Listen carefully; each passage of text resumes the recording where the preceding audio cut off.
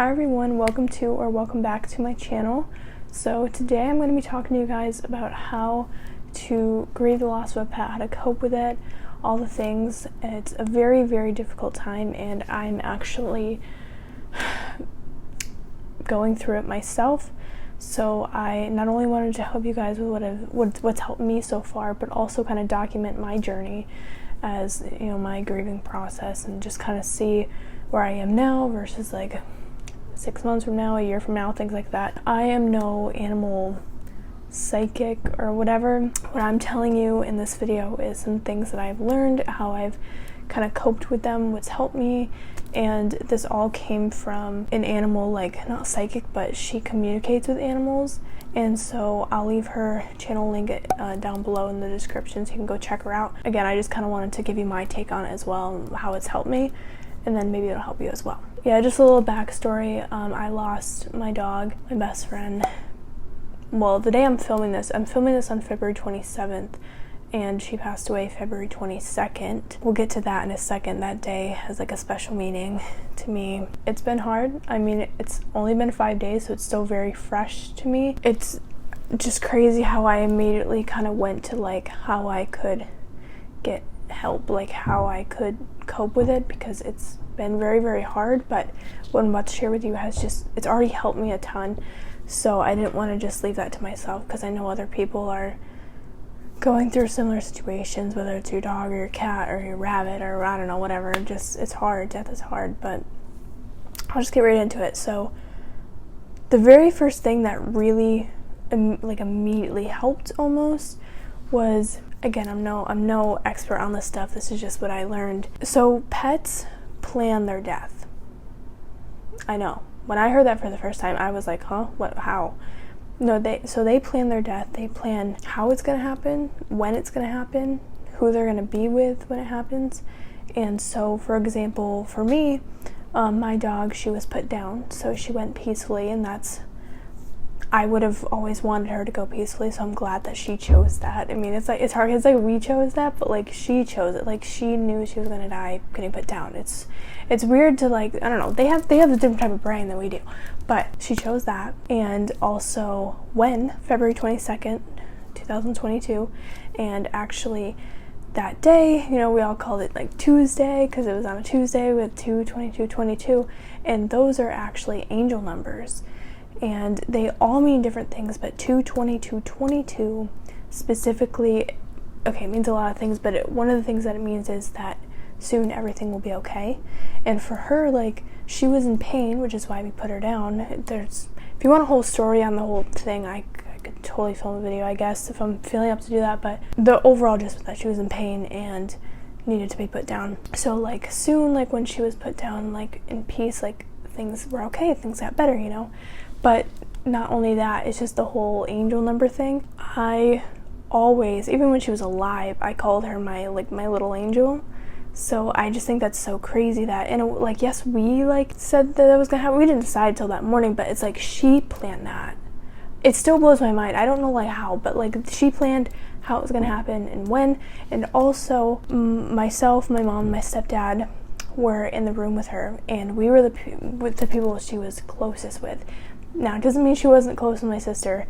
My sister is more of a cat person, but, you know, maybe my dog just didn't want my sister in the room, not because my dog didn't love my sister, because of course she did, but just maybe she thought it'd just be too hard for her to see, so she picked us, the ones who were with her. I don't know, I just think that really like brought a sense of peace to me, knowing that it was her, like it was on her time, like this is how she wanted it to happen. Because I think sometimes in the grieving process you feel guilty, like, oh no, what if the next day she would have been fine. It's like, no, this is when she wanted to go, this is how she wanted it to happen, when and who she'd be with, like this was what she wanted. And I think that just really helped for me, because it was like, of course I miss her, but like if this is what she wanted, then I want what she wants, you know? So that helped. That was like a big thing for me. And also another thing which I think is really cool is that now that they're not like dogs in the physical world, it's just their spirit in like heaven or the spiritual world, whatever you want to call it, they can understand everything now. Like, if you talk to them, like, it's almost like they're like human. Like, they know what you're saying. If you ask them, like, hey, can you visit me in my dream? Hey, can you just, like, give me a sign? Like, they understand what you're saying. And I know some things dogs understand, like, hey, you want to play with your toy? Like, they'll get that. But it's way different when they're in the spiritual world. Like, I can just ask her things, and it's like she understands me, which helps. It helps when you just, like, kind of talk to them. Sometimes I'll just talk to her, and, like, she can hear me, she can understand me. I think that's really cool. And not only that, but again, with the whole, like, asking if you can visit me or whatever, like, they can give you signs, whatever those will be. Danielle, she has a whole video on, like, signs they might show you, but I feel like I've already gotten a lot of signs. When she passed away, I looked at the time when it was, just because I'm a numbers person. It was 1:30 on the dot. And even today, like, I looked at my phone, I just happened to look at it, and it said 1:30, and I've been seeing 1:30 a lot. And it's like, sometimes when you see signs, especially in the beginning, it might make you sad, but I've been learning that, you know, that's them saying hello. So, like, welcome them, like, hi, I love you, thank you for, like, showing me that, instead of mourning too much. You know, being sad is a whole part of the grieving process, but I think just whenever you see a sign, even if you don't trust it as much, it helps to learn what signs they show you. But it's just like, hi, like, hello, like, I love you, thank you for giving me that sign, whatever the sign may be. And it's just a sign that they're there, you know, saying hello.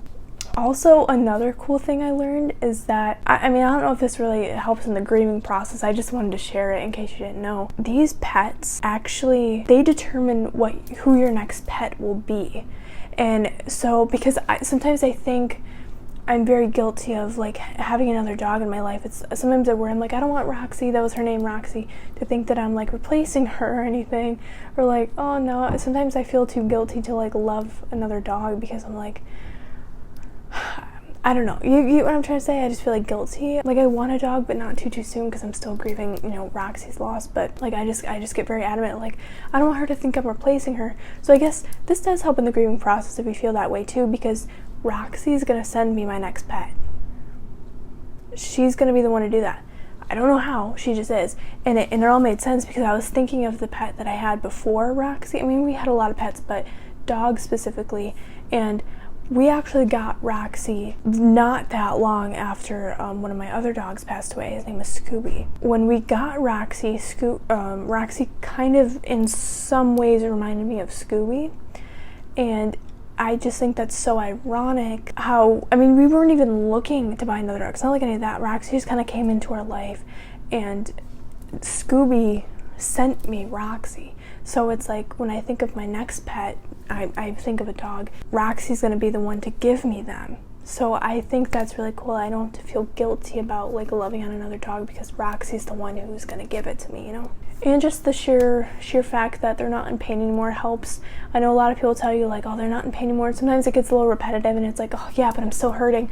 But, like, yes, of course you're hurting. Like, it's the grieving process. It sucks, but, like, you have to go through the sadness, the hurt to get through it. But it really just helps when you hone in on the fact that, like, they're not in pain anymore. Like, Roxie, she was in pain, and we couldn't see her suffer anymore. Knowing that she's not in pain anymore, she can eat all the human food or dog food or treats. She can understand, like, she's just, like, living her life up there. And that sometimes does help, just knowing that she's not going through the pain anymore. Also, another thing, I was looking into, like, if pets fear death, if they fear, like, the whole getting put down thing, and they don't fear death at all, like we can. Like, some of us can fear death, but they don't. They just, you know, think it's, like, a natural part of life, because it is, but they don't fear it at all. So that also helps in just knowing how, it's really helped me in knowing how Roxie's handled the whole thing, and, like, her death, and, like was she scared? I mean, maybe just, like, she's naturally scared of being around people, but she was actually really, really calm when we were there. Like, I never seen her so calm around people in my life. Like, she just knew, like, this is what was supposed to happen, and, like, she just wasn't scared. She wasn't scared of the whole thing at all. And so knowing that, it really does ease some, like, stress or anxiety about the whole thing, is they don't fear it. And this one might trip you up too. So again, not a whole expert, but only part of our spirit is in our physical body right here on this earth. It's like the rest of us is up there in the spiritual world. So sometimes you worry, oh man, like when my dog or my pet, whoever like went up to heaven in the spiritual world, like were they alone? Like did no one greet them? It's so interesting to think about. It's like I was there to greet her. My mom was, my sister was, my brother was, my stepdad was, my girl, like I was still there to greet her. Maybe not like this part of me, because this part of me is here, but the rest of my spirit's up there. My other part of my spirit was there to greet her. So she's with the other part of me up there. That's the best way I can explain that. I just thought that was really cool, knowing that she's not alone. Also, I'm sorry if this lighting gets funky in this video. The sun's setting and rising and being all whack, so I apologize. Just lastly, the whole sheer fact that they really are always with you. They always are, and that helps. That's why I can just talk to her and like she's with me, you know.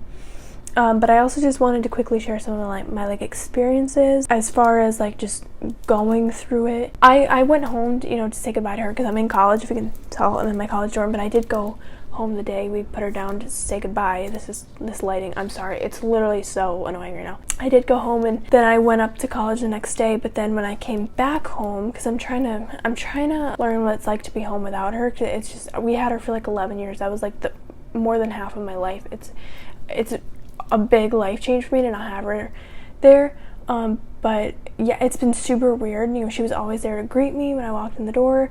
Whenever I'd eat dinner, she'd be there begging for my food. Whenever I'd sleep, she'd be in my bed. We'd let her out every night. We'd feed her every day. She was always around us. And so not having her around, you can feel the difference. It's just a very vast difference. However, going back to college has helped a little bit, because obviously when I'm here, I'm not around her anyways, even if she was alive. So being here does help, but I also do go home just so I can get adjusted to it there, and that has helped. So being able to go back and forth from college has helped, because just being here, like nothing is out of the ordinary, because she wouldn't be up my butt here anyways. And as far as like crying, it's very on and off. Some parts of the day I'm like fine, I'm just very accepting, like in that accepting stage where I'm like, she's not in pain anymore, that stuff. And then the next hour or two later, I'm just bawling my eyes out missing her. It really is just like an on and off thing, and you just kind of have to let yourself go through whatever it is as you go through it. So that's been me with the whole crying thing. And also one thing is just like everything reminds me of her. I mean, like everything I look at, I'm like, oh, Roxie used to play with that, or I don't even know, it's just like the littlest things. Like one time, like my first shower that I had after she passed away, I just simply opened up the towel drawer and I looked at the towels, and my first thought was that when I used to give her a bath, I would grab a towel and dry her off, and that was my first thought.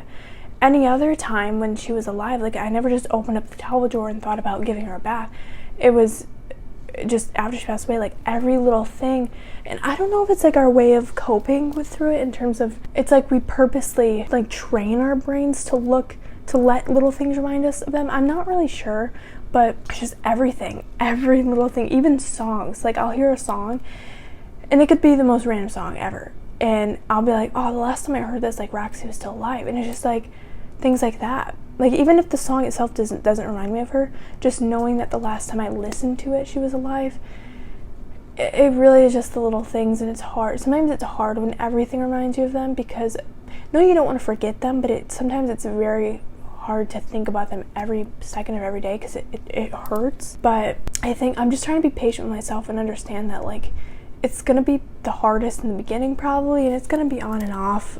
Grieving doesn't really end. You're always gonna grieve your losses, but it does get easier to manage. But I think right now, just like eating, I'll be like, oh, like she loves bacon, and you just gotta let yourself kind of cope with that and get through it.